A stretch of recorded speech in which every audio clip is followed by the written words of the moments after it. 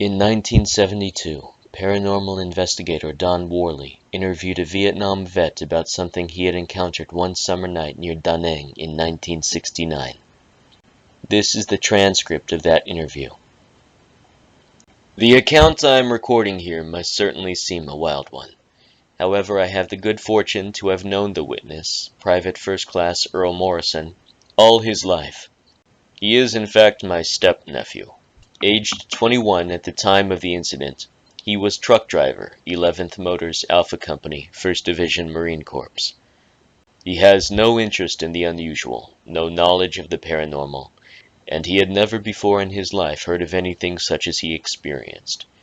He is a reliable observer, and he swears that this event is well beyond the capacity of his imagination. I have transcribed his narrative from tape, and I think you will find Earl Morrison's own words more convincing, particularly in a weird tale like this. But first, let me describe the scene of the incident as told me by the witness. The event occurred one night in either July or August 1969, before the monsoons. The location was a defensive perimeter near Da Nang, Vietnam. The time was approximately 1 or 1:30 a.m. There was no wind, or at most a very slight breeze.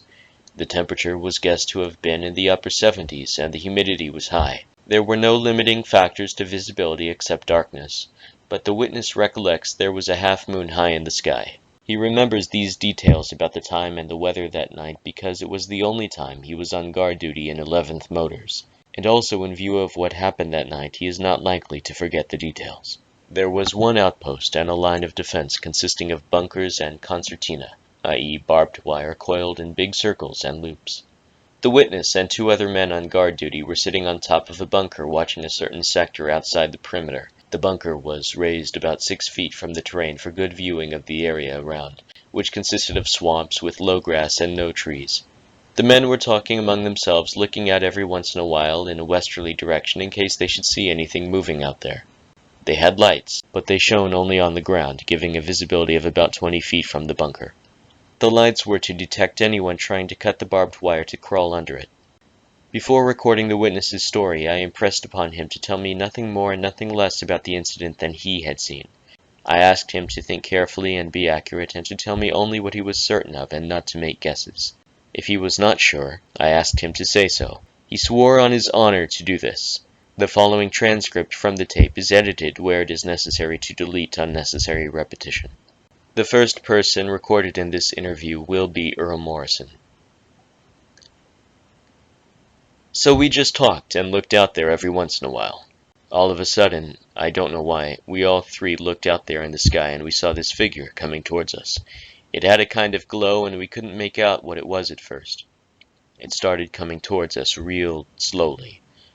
All of a sudden, we saw what looked like wings, like a bat's, only it was gigantic compared to what a regular bat would be. After it got close enough so we could see what it was, it looked like a woman, a naked woman. She was black, her skin was black, her body was black, the wings were black, everything was black. It glowed in the night, kind of a greenish cast to it. You mean she glowed, or there was a glow around her? There was a glow on her and around her. Everything glowed. Looked like she glowed and threw off a radiance. We saw her arms toward the wings, and they looked like regular molded arms, each with a hand and fingers and everything, but they had skin from the wings going over them. And when she flapped her wings, there was no noise at first. It looked like her arms didn't have any bones in them because they were limber, just like a bat. She started going right over us, and we still didn't hear anything. She was right above us, and when she got over the top of our heads, she was maybe 6 or 7 feet up. What did you guys do? Just stand there? We couldn't do anything. We didn't know what to do. We just froze. We just watched what was going over because we couldn't believe our eyes. Nobody went into a panic, dived for the bunker, nobody fired at her? No, it's amazing what you would do under certain circumstances, and we just looked at it. We couldn't believe it because we had never seen anything like this before in our lives. So we watched her go straight over the top of us, and still she didn't make any noise flapping her wings. She blotted out the moon once. That's how close she was to us. And dark. Looked like pitch black then. But we could still define her because she just glowed. Real bright like. and she started going past us, straight towards our encampment. As we watched her, she had got about 10 feet or so away from us. We started hearing her wings flap. And it sounded, like regular wings flapping. And she just started flying off, and we watched her for quite a while. The total time when we first saw her and could almost define her, until we lost sight of her and were unable to define her, was between 3 or 4 minutes. How fast was she going when she came over you? She was real slow. She blotted out the moon for maybe 10 seconds. How would you compare her speed with a walking man, a running man, or what? It would have been a walking man, because she was almost floating over the top of us. How did she move her wings? Like an ordinary bird, or what? No, they rippled. That's why I didn't think she had any bones in her arms. Let's see if I can understand her arms. She had them outstretched, like this, and they were like rubber? Right. Well, where did the wings come to? They came to her shoulders. Well, yes, but you got an arm there. Where was the rest of the wing? Well, it was fastened down here by her thigh or mid-thigh, or a little closer to her knee. Then they came up to her arm and straight over to her shoulder. She had them straight out like this, with the bottom part hanging down, and she was just flapping them, like that. Well, what makes you think this was a woman? Well, it looked like a woman. You could see her, she was naked. What parts did you see of her? Her whole... Well, if you were standing towards a person, it would be the same thing as looking at the front of her. Well, which position was she flying in? She was flying just like she was supposed to fly, the bottom part down, which meant that we saw her face, her chest, and her legs. You mean you saw things here? Right. She was a very well-developed woman, but she had wings. She glowed. She had down all over her body. Down? Yes, just like fur, or whatever it was. I guess it had to be fur, because it didn't look like feathers. But then she still looked dark. Right, looked like she was negroid, because her skin tone was black. Did you tell this to anyone the next day? Everybody. Nobody would believe us. Did you report this officially to any officers? Of course we did.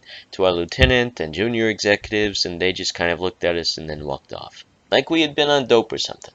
That night after it had happened, we called the next post down the perimeter and asked them if they had seen anything in the sky. They said, "No, what are you guys talking about?" So we shut up and didn't say any more. Did you feel any effect to your person when she went over? No, I don't remember anything happening like that. Why did you all three look at once? Didn't one of you say, "Look there"? No, all of a sudden we all three looked at the same time. Wasn't any noise or anything. I don't know, it was just a feeling everybody had, I suppose. Did she have any hair on her head? What color was it? It was black, but it was straight, like the Caucasian race, and not kinky.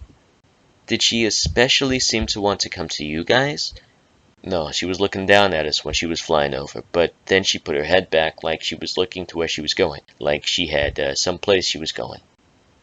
She looked down at you as she went over? Right, she didn't veer her course at all.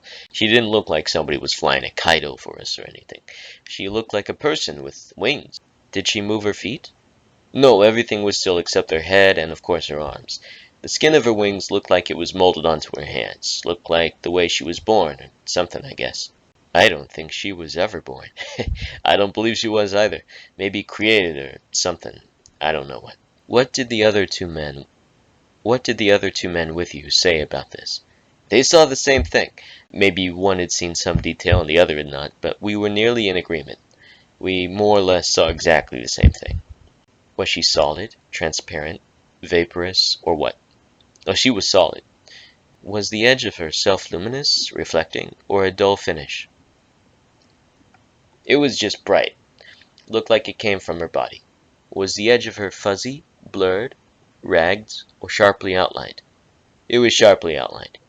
How could it be if you got this fur or fuzz on her? Well, like I said, from the illumination, you could see everything and it was sharply clear.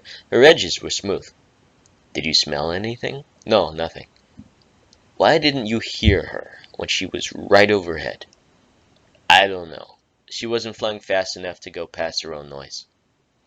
Was she a skinny, fat, big, or little woman? She looked medium-sized to me. If she'd been standing up, I believe she's have been about 5 foot something. Maybe she seemed a little tall for a woman. Did you see her eyes? I don't remember. I saw a regular face, but don't remember anything about the eyes. Did you have anything strange happen before or afterwards? No, not that I can remember. What were the names of these other two fellows who were there with you on guard duty that night? Oh, I can't remember. I've met so many people. They were just assigned with me that night. They were not special friends or anything like that, and now I don't have any idea what their names were. Earl, what was the distance to the next bunker on the perimeter? 150 meters. Had you or either of the other two men while in Vietnam ever done anything mean or wrong to any of the natives there? Not that I know of. Of course, I don't know what the other two guys have done, but they didn't say anything about anything that night. So ends Don Worley's interview with Private First Class Earl Morrison. So, what do you think? Leave your thoughts in the comments below, and if you found this video interesting, be sure to like and subscribe.